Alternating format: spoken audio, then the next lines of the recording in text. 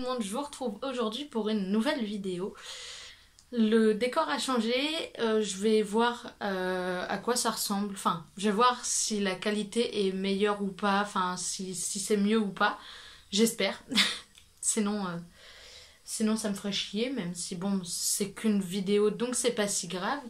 Aujourd'hui bien sûr, aujourd'hui je vous retrouve pour une vidéo un peu particulière puisque elle concerne ma transition, donc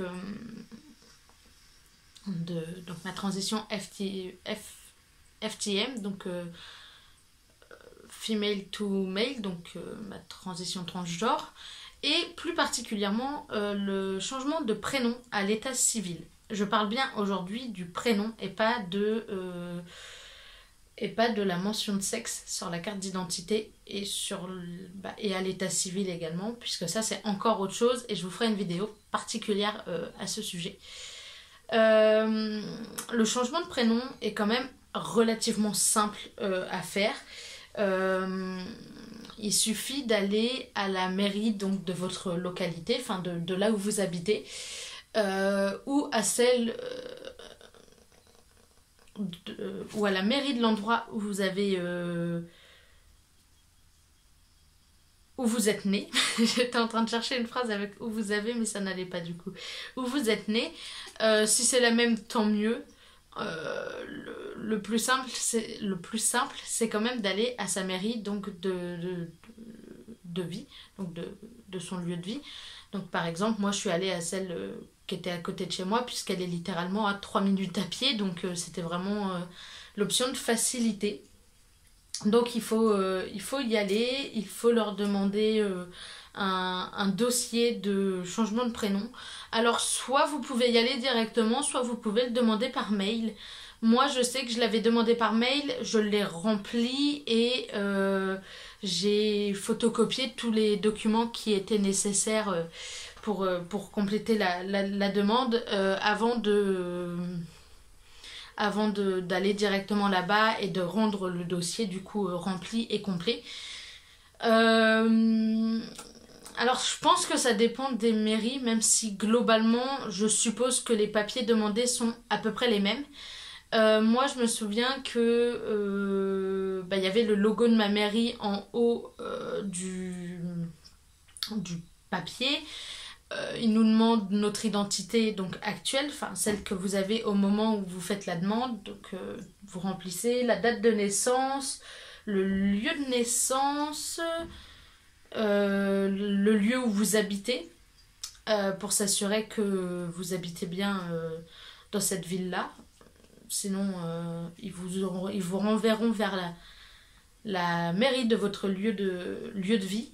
Ce qui est assez logique. De toute façon, je vois pas pourquoi vous iriez dans la ville, enfin, à la mairie de la ville d'à côté, ça n'aurait aucun sens. Ensuite, ils nous demandent les nouveaux prénoms qu'on a choisis. Donc, moi, je sais que j'en avais mis 5. Je me souviens plus exactement de l'ordre, mais j'en ai mis 5. Je me souviens des 3 premiers. Bon, le premier, forcément, c'est mon nom d'usage maintenant, donc forcément que je m'en souviens. Je me souviens du deuxième puisque c'était en accord avec ma mère, puisque je lui avais demandé de choisir mon deuxième prénom, mais qu'elle avait un peu de mal à se décider, etc. Le troisième, c'est ma sœur qui l'a choisi sur une liste, et les 2 autres, c'est moi qui les ai rajoutés. Je vous referai peut-être une vidéo concernant l'origine de mes 5 prénoms, sachant que je vais être en galère le jour où je vous la ferai cette vidéo, parce qu'il y a un des prénoms. Je sais pas d'où il vient exactement. Du coup, ça va être un petit peu compliqué de vous expliquer, mais je peux essayer. Ce sera déjà très bien. Donc, il demande les 5 prénoms. Il demande la raison pour laquelle on veut changer de prénom, parce que en France, on change pas de prénom aussi facilement. Vous pouvez trouver des exemples sur internet dans le cadre d'une transition transgenre. Vous pouvez très largement trouver un exemple sur internet de quoi écrire à cet endroit-là. Il demande de signer, etc. Normal, d'assurer que les renseignements sont bien sont correctes, etc.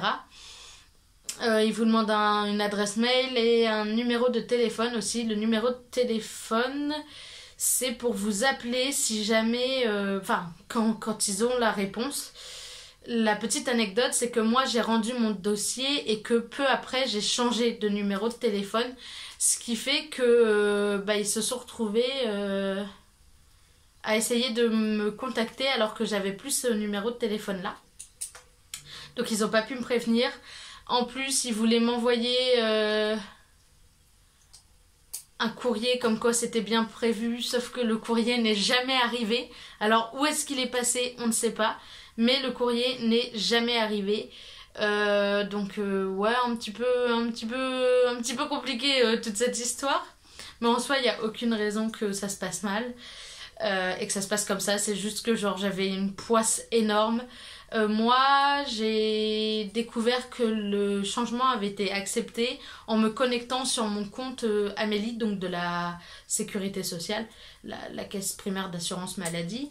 Je sais plus, il me fallait un papier ou ils m'ont envoyé un mail comme quoi j'avais un message qui était arrivé sur le truc. Je me connecte à l'interface et au lieu de me dire bonjour plus mon dead name, ils étaient en mode bonjour Alexian et j'étais là en mode oh c'est très plaisant. Donc le lendemain, parce que je voulais être sûre que ce soit bien fait, je suis passée à la mairie. Donc comme je vous l'ai dit, moi j'ai juste à sortir du bâtiment, monter un petit escalier qui est juste à côté de mon bâtiment et à traverser une place et je suis à la mairie. C'est-à-dire que vraiment la mairie, je suis à 2 minutes à pied, même pas. Donc très clairement je suis à côté vraiment, donc c'est vachement bien pour mes démarches administratives. Ça m'arrange vachement parce que je vais bientôt recevoir ma carte d'identité et pour les élections de l'année prochaine, si je veux voter, il va falloir que je m'inscrive sur les listes électorales de mon lieu de résidence et pas de celui de mes parents, puisque la première fois où j'ai voté, j'habitais chez mes parents. Et le problème, c'est qu'il faut une carte d'identité, mais que si je le fais avec ma carte d'identité actuelle, ils vont être là en mode d'accord. Ils vont m'inscrire sous le nom, sous mon dead name, et ensuite ils vont comment dire, ils vont refuser que je vote en mai. Ça doit être en mai-juin les élections comme à chaque fois, parce que forcément ce sera marqué Alexian et pas mon dead name. Du coup je préfère prendre mes dispositions avant et avoir ma carte d'identité, donc ça c'est en cours. Donc ce qu'il faut savoir, c'est qu'une fois que vous avez fait la demande à laquelle il faut rendre le formulaire, il faut joindre un justificatif de domicile, ce qui est assez logique, une photocopie de la pièce d'identité si je dis pas de bêtises, une copie de votre état civil pour être sûr que vous ne soyez pas trompé, etc. dans les documents. Et le mieux, c'est d'avoir des témoignages, donc des témoignages de la part de proches, de vos amis, de vos parents, de votre famille. J'ai fait sans les témoignages, c'est ce qui me faisait un peu peur parce que du coup, j'avais pas donné de témoignage autre que... autre. Ce qui était déjà très bien. Mais autre que ma feuille de soins, donc de la CPAM, comme quoi j'étais suivie, comme quoi je suis suivie dans le cadre d'une dysphorie de genre, donc dans une transition, quoi, je veux dire, c'est juste le nom médical. Et j'avais aussi une photocopie d'un document de mon endocrinologue qui attestait que j'étais bien en pleine transition.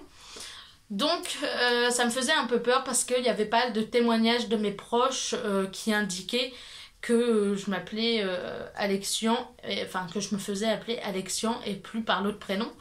Pourtant c'est passé, donc voilà.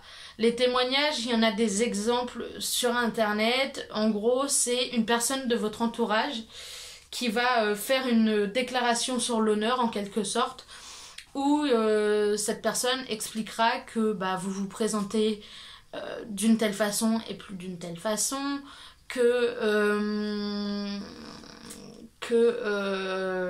vous êtes que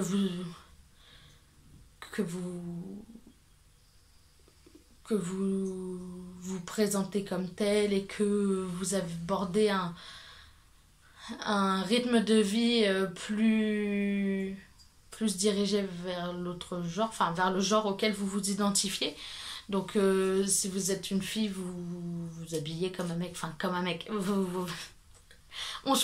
Je me comprends, même si c'est clairement pas le bon terme à utiliser, mais vous avez compris. Et inversement pour les mecs, pour les femmes transgenres du coup qui sont nées hommes mais qui se sentent femmes, etc. Donc ça, il faut que le proche, le témoin, le mette dans sa déclaration. Il faut qu'il signe, qu'il mette ses noms, ses prénoms et il faut une photocopie de sa carte d'identité, je crois, si je dis pas de bêtises. Vu que moi je l'ai pas fait, je peux pas être sûre de ça. Si vous cherchez sur internet, vous trouverez plus d'informations concernant les témoignages. Il y en a des exemples en ligne, ça c'est sûr. Mais du coup, moi, vu que j'ai pas fait avec les témoignages, je peux pas vraiment vous parler des témoignages. Donc le lendemain où j'ai vu ça sur la CPAM, je suis allée à ma mairie qui m'a attesté que effectivement ça avait été accepté. Donc j'y suis allée le 27 juin, je crois. Eux, ils étaient... Enfin, la demande avait été acceptée le 15 juin, je crois, donc presque 2 semaines auparavant. Donc eux, ils l'avaient accepté et ensuite, vu que c'est ma mairie de résidence, ils ont envoyé la demande à ma mairie de naissance qui ont accepté également. Donc ça a été changé, mes prénoms ont été changés à l'état civil. C'est-à-dire que si je fais une demande d'état civil, maintenant il faut que je renseigne mes nouveaux prénoms et plus mon ancien, plus mon dead name, ce qui est vachement cool. Alors, ce qu'il faut savoir, c'est que vos anciens prénoms ne vont pas disparaître de l'état civil. Il y aura votre état civil comme avant. Et en bas, si vous demandez un extrait d'état civil, en bas ce sera indiqué que l'intéressé se prénomme désormais et vos nouveaux prénoms. Donc moi c'est Alexian, Iva Anne, Daelan et les deux autres dont sur lesquels j'ai un doute, mais c'est Willan et Inan. Même si je sais plus dans quel ordre ils sont. Vivement que j'ai ma carte d'identité, comme ça quand j'aurai un doute j'aurai juste à sortir ma nouvelle carte d'identité. Donc voilà, comment ça se présentera. Après, la démarche suivante, c'est celle de changer sa carte d'identité. Donc une procédure normale, vous pouvez faire la pré-demande en ligne, donc vous remplissez les documents. Au niveau de la justification de la demande de carte d'identité, il faut mettre changement d'état civil du coup. Et en plus de tous les papiers de base, donc carte d'identité, l'ancienne carte d'identité, justificatif de domicile, il fallait autre chose. Les photos d'identité et je crois qu'il faut encore autre chose. Et votre pré-demande pré-remplie. Il faudra un extrait du coup de l'état civil modifié. La plupart des mairies le font en ligne, vous demandez en ligne, vous recevez chez vous sous une semaine grand maximum, en règle générale.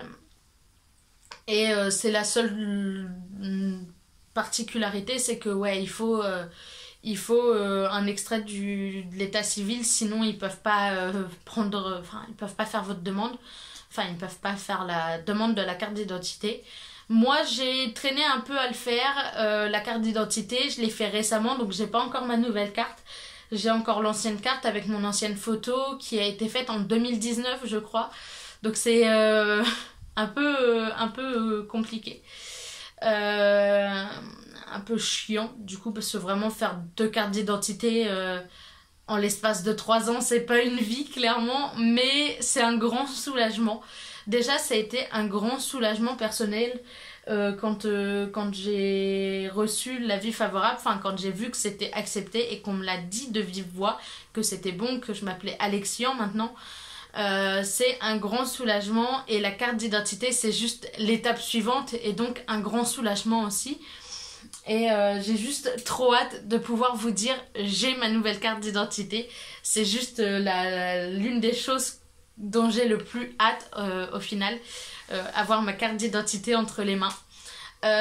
Il faut savoir que la plupart des endroits, même si vous avez votre état civil changé, même si le nom de vos prénoms ont changé sur l'état civil, la plupart des endroits exigent la carte d'identité pour faire les modifications, ce qui en soi est compréhensible et d'un autre côté un peu stupide puisque vous n'allez pas inventer un nouveau acte d'état civil, enfin je veux dire ce serait complètement idiot, acte de naissance pardon. Donc ouais, il vous faut un acte de naissance. Et pour faire les modifications ensuite, il vous faut la carte d'identité pour la plupart des choses. C'est pour ça que dans mon foyer, donc au foyer où j'habite, sur ma boîte aux lettres et sur les documents officiels et sur absolument tous les documents au final, il y a... donc par exemple sur ma boîte aux lettres, c'est marqué mon nom de famille, Alexian-mon dead name, parce que officiellement pour tout ce qui est CAF... impôts, etc. Quoique les impôts, c'est un peu différent. Mais pour la CAF, je suis mon dead name plus mon nom de famille. Et c'est pour ça qu'il faut qu'il laisse mon dead name sur la boîte aux lettres. Mais dès que j'ai ma carte d'identité et que j'ai fait le nécessaire auprès de la CAF et de Pôle emploi... je pourrais officiellement changer de prénom sur ma boîte aux lettres, officiellement changer de prénom tout court en fait dans les données, dans la base de données de mon foyer, donc ça va être un gros soulagement aussi. Mais du coup voilà, c'est assez simple au final de le faire tant que vous remplissez bien toutes les lignes du dossier de changement de prénom, que vous justifiez bien pourquoi, que vous oubliez pas un document, c'est assez rapide. Le changement de sexe sur la carte d'identité, c'est encore autre chose, puisque il faut passer par un tribunal pour que ça change à l'état civil et sur la carte d'identité du coup. Donc ouais, c'est un peu plus long, j'ai pas encore commencé, il faut faire une requête au tribunal près de chez vous. J'ai pas encore commencé cette démarche là, elle me fait un peu peur j'avoue, il s'agit de sauter dans le grand bain. Alors je vous en reparlerai, mais en théorie il n'y a aucun frais. Il faut juste déposer la requête, mais le problème c'est que si le tribunal refuse, vous pouvez faire appel, vous pouvez demander à ce que la décision soit revue, et dans ce cas-là, il vous faut un avocat, parce qu'on ne peut pas faire appel sans avocat. Il faut un avocat quand on fait appel, même si en théorie, quand on dépose la première requête, si on est convoqué au tribunal, ils nous demanderont pas d'être accompagné par un avocat. Enfin bref, c'est un peu compliqué. C'est encore un autre problème et je vous en parlerai dans une autre vidéo. Mais voilà, je vous fais des gros bisous et je vous dis à très bientôt. Bye!